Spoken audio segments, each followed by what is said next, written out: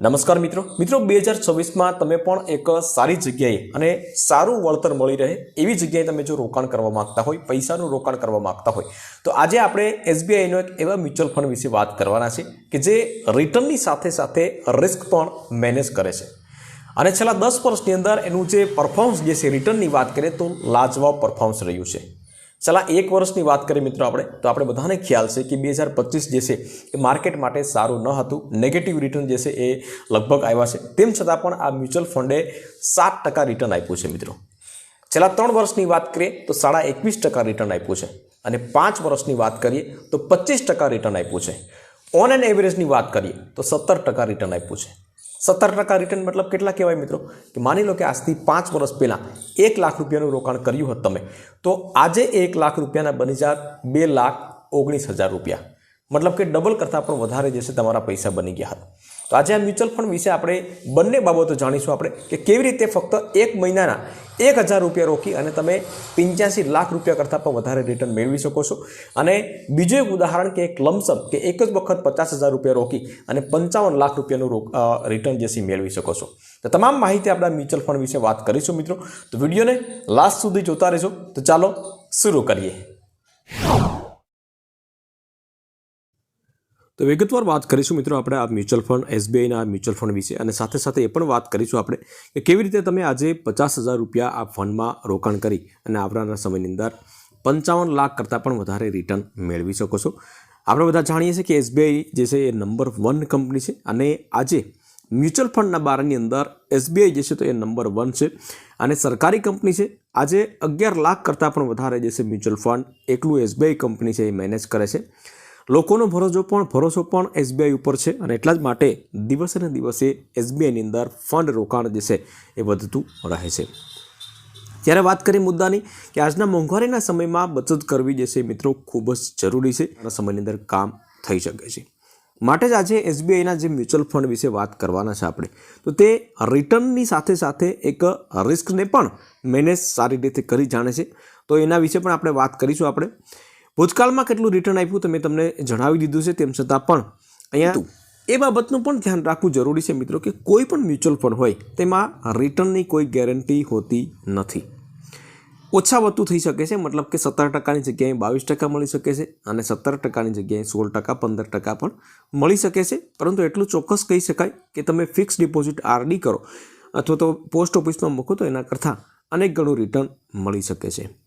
વાત કરીએ મુદ્દાની મિત્રો કે હવે આ ફંડનું નામ શું છે તો ફંડનું નામ છે, તમે જોઈ શકો છો, SBI contra direct plan growth. આમાં બધાએ નામ સાંભળેલું હશે અને એસબીઆઈનું ફંડ છે મિત્રો અને 1 જાન્યુઆરી 2013ના દિવસે જે છે એસબીઆઈએ જ ખુદે લોન્ચ કર્યો હતો। એક ઇક્વિટી કેટેગરીનું ફંડ છે અને આ ફંડની વર્તમાન એનએવીની વાત કરીએ, મતલબ કે નેટ એસેટ વેલ્યુની વાત કરીએ તો 437 રૂપિયા છે, જે એક યુનિટની કિંમત છે। તેનું એયુએમ મતલબ કે ફંડ સાઇઝની વાત કરીએ તો 49,800 કરોડ રૂપિયા એની ફંડ સાઇઝ છે, મતલબ કે લાખો લોકોએ આ ફંડની અંદર રોકાણ કર્યું છે। બીજી એક સારી બાબત એ છે મિત્રો આમાં કે આમાં કોઈ પણ પ્રકારના લોકિન પીરિયડ નથી। ગમે ત્યારે તમારે પૈસાની જરૂરિયાત પડી હોય એમરજન્સીમાં તો ગમે ત્યારે પૈસા ઉપાડી શકો છો, 24 કલાકમાં તમારા ખાતામાં જમા થઈ જતા હોય છે। પરંતુ માની લો કે તમે આજે રોકાણ કર્યા છે તો 30 દિવસથી 90 દિવસ 3 મહિના સુધી મિનિમમ જે છે તમારે પૈસા રોકાણ રાખવા જોશે। જો એમાં તમે વચ્ચે ઉપાડી લેશો તો પછી તમારે એક થોડો નાનો ચાર્જિસ આપવાનો રહેશે, 0.10%, જે એક્ઝિટ લોડ ચાર્જ તરીકે ઓળખવામાં આવે છે। આ ફંડનો ખર્ચ ગુણોત્તર જે છે એ 0.68% છે। તમારા માટે જે પૈસા તમે રોકો છો તેને મેનેજ કરવા માટેનો થોડો ચાર્જિસ જે છે એ લેતા હોય છે, બરાબર। તો એ ઓછો કહી શકાય છે, જેટલો ઓછો હોય ફંડનો આ ખર્ચ ગુણોત્તર એ બહુ સારું કહી શકાય, તો આમાં ઓછો જ છે નો ડાઉટ।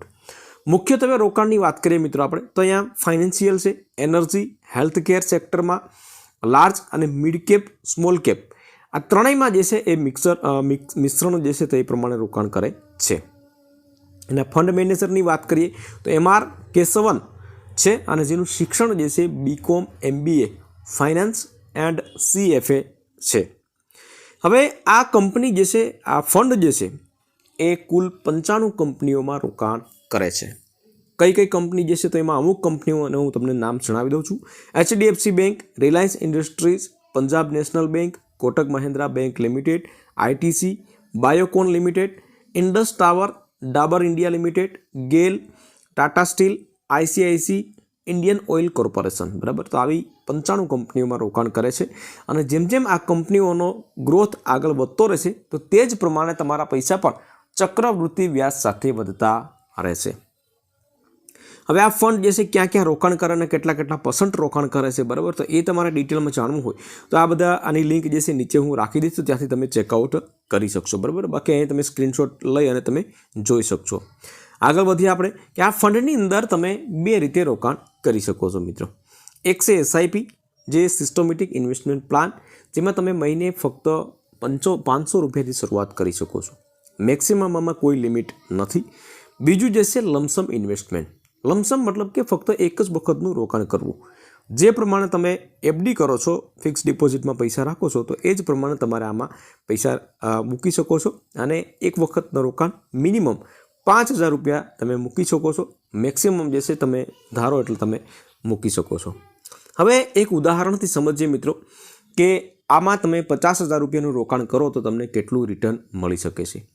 માની લો કે આજે આપણે આમાં તમે 50000 રૂપિયાનું રોકાણ કરો છો અને આવનારા સમયમાં જે અત્યાર સુધી જે રિટર્ન આપ્યું છે 17%, તો આવનારા સમયમાં પણ તમને જો 17% રિટર્ન મળે તો તમારા 5000 રૂપિયા જે છે એ 50000 રૂપિયા કેવડું મોટું ફંડ બની શકે છે.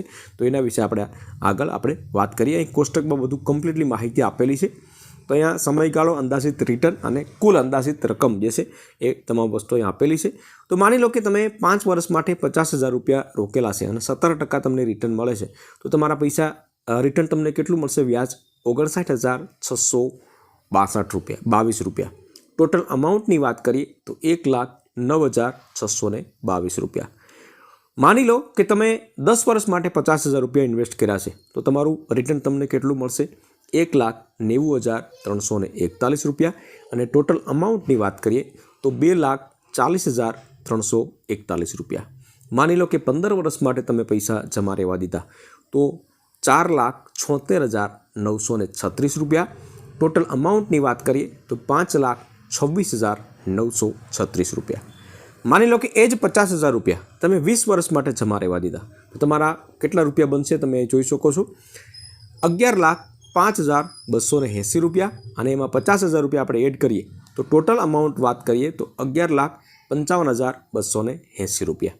ટોટલ જે છે માની લો કે 30 વર્ષ માટે તમે પૈસા જમા રહેવા દીધા, બરાબર, આપણે 25 વર્ષ નથી ગણતા, 30 વર્ષ માટે પૈસા જમા રહેવા દીધા હોય તો તમારા કેવડું મોટું ફંડ બની જશે તમે જોઈ શકો છો.